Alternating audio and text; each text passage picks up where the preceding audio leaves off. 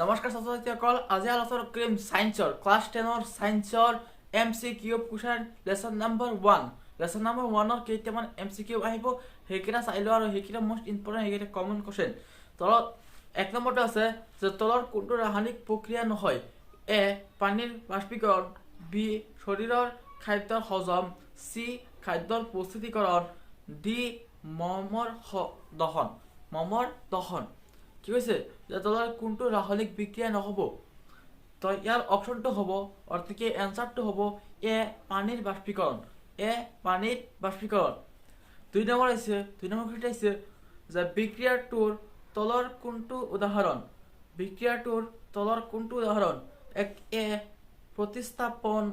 প্ৰতিস্থাপনৰ বিক্ৰিয়া, বি বিয়োজনৰ বিক্ৰিয়া, চি দ্বিপ্ৰতিস্থানৰ বিক্ৰিয়া, ডি সংযোজন। এটিৰ এনসাৰটো হব এ প্ৰতিস্থাপনৰ বিক্ৰিয়া।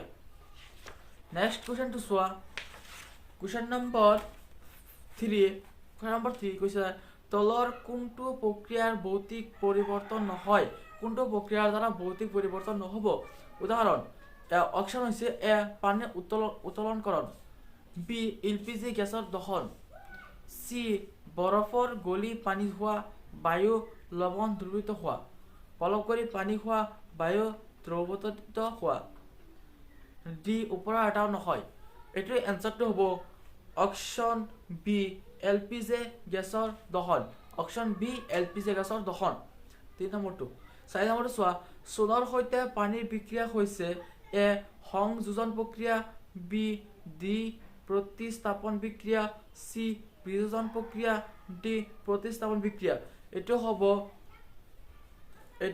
এ কোশ্চেন আনসাৰ নম্বৰ এ সংযোজন প্ৰক্ৰিয়া।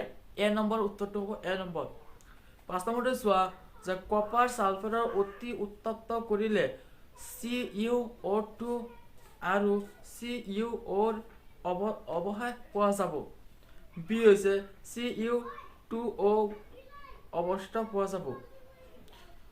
সি নম্বৰটো হৈছে Cu20 নাইবা কোনোটোৱে নহয়।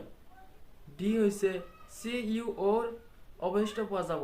এইটো অপশনৰ এনসাৰটো হৈছে 5 নম্বৰ এনসাৰটো হৈছে বি নম্বৰ Cu20 বা 2O অৱশিষ্ট পোৱা যাব। Cu2 অৱশিষ্ট পোৱা যাব। নেক্সট কুৱেশ্যনটো চোৱা, প্ৰশ্ন নম্বৰ 6।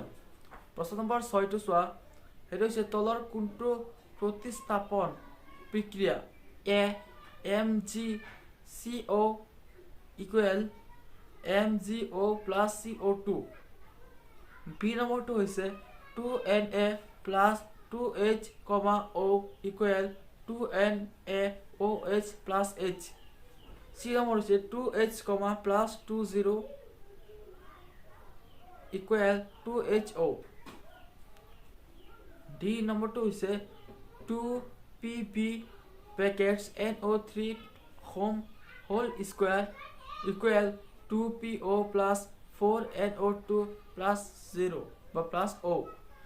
এনসাৰটো হ'ব বি নম্বৰটো 2Na plus 2HO equal 2NaOH plus H। এনসাৰটো এইটো হৈছে 6 নম্বৰ বি নম্বৰ। আশা কৰোঁ তোমালোকে সায়েন্সৰ যিখিনি MCQ কুৱেশ্যন বুজি পাইছা। তো ভিডিঅ'টো টাটা।